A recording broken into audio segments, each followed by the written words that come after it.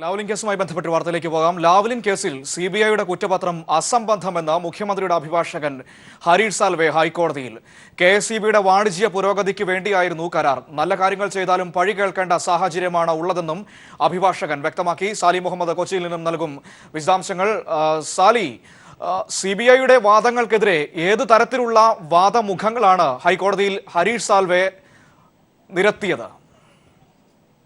ഹരീഷ് സാൽവെയുടെ വാദം ഇപ്പോൾ ഹൈക്കോടതിയിൽ തുടരുകയാണ്. സിബിഐയുടെ വാദങ്ങളെല്ലാം അദ്ദേഹം മറുവാദത്തിൽ ഖണ്ഡിച്ചിരിക്കുന്നു. ലാവ്ലിൻ ഇടപാടിൽ യാതൊരു ഗൂഢാലോചനയും നടന്നിട്ടില്ല. ഗൂഢാലോചന നടന്നുവെന്ന സിബിഐയുടെ വാദം തെറ്റി. സിബിഐയുടെ സൃഷ്ടി മാത്രമാണ്. ഈ സിബിഐയുടെ കുറ്റപത്രം അസംബന്ധമാണ് എന്നാണ് ഹരീഷ് സാൽവെ കോടതിയിൽ പറഞ്ഞത്. വ്യക്തിപരമായി ആർക്കും ഈ കരാർ കൊണ്ട് നേട്ടമുണ്ടായിട്ടില്ല. പദ്ധതിയുടെ പൂർണ്ണ പ്രയോജനം ലഭിച്ചത് സംസ്ഥാനത്തിനും സംസ്ഥാന സർക്കാരിനുമാണ്. വൈദ്യുതി പ്രതിസന്ധി ഉണ്ടായപ്പോഴാണ് നവീകരണത്തിന് സർക്കാർ തീരുമാനിച്ചത്, കരാർ നൽകിയതും. ലാവ്ലിനുമായുള്ള കരാറിൽ സംസ്ഥാന സർക്കാരാണ് ഒപ്പിട്ടത്. ഇതുമായി ബന്ധപ്പെട്ട നടപടിക്രമങ്ങളൊന്നും വ്യക്തിപരമല്ല എന്നും മുഖ്യമന്ത്രിക്ക് വേണ്ടി ഹാജരായ പ്രമുഖ അഭിഭാഷകൻ ഹരീഷ് സാൽവെ കോടതിയിൽ വാദിച്ചു. പദ്ധതിയുടെ പൂർണ്ണ പ്രയോജനം സർക്കാരിന് ലഭിച്ചിട്ടുണ്ട്. മാത്രവുമല്ല, സംസ്ഥാന സർക്കാരിന് ഒരു നഷ്ടവും ഈ കേസിൽ ഉണ്ടായിട്ടില്ല. അത് അദ്ദേഹം ഹരീഷ് സാൽവെ ഈ പദ്ധതി നവീകരണത്തിന് ശേഷം ഉണ്ടായ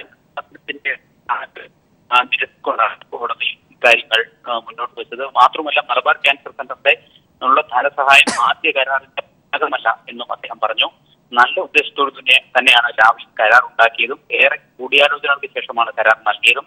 സദുദ്ദേശത്തോടുകൂടി തന്നെയാണ് കരാർ ഒപ്പിട്ടതും ഹരീഷ് സാൽവെ പറഞ്ഞു. ഏതെങ്കിലും തരത്തിൽ ആരെങ്കിലും വ്യക്തിപരമായി നേട്ടമുണ്ടാക്കിയിട്ടില്ല.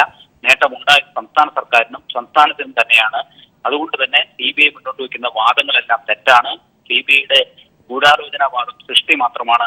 സിബിഐയുടെ കുറ്റപത്രം അസംബന്ധമാണ് എന്നാണ് ഹരീഷ് സാൽവെ വാദിച്ചത്.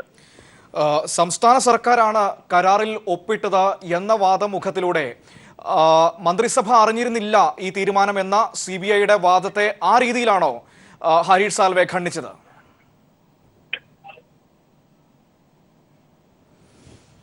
സാരിയുടെ ടെലിഫോൺ മധ്യത്തിൽ ചെറിയ പ്രശ്നം, സംസാരിക്കാൻ കഴിയുന്നില്ല.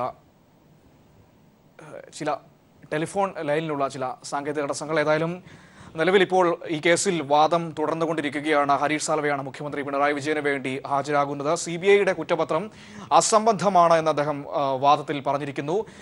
സംസ്ഥാനത്തിന്റെ പുരോഗതിക്ക്, KSEBയുടെ പുരോഗതിക്ക് വേണ്ടി ചെയ്ത കാര്യങ്ങളാണ്. യാതൊരു തരത്തിലുള്ള ഗൂഢാലോചനയുമില്ല.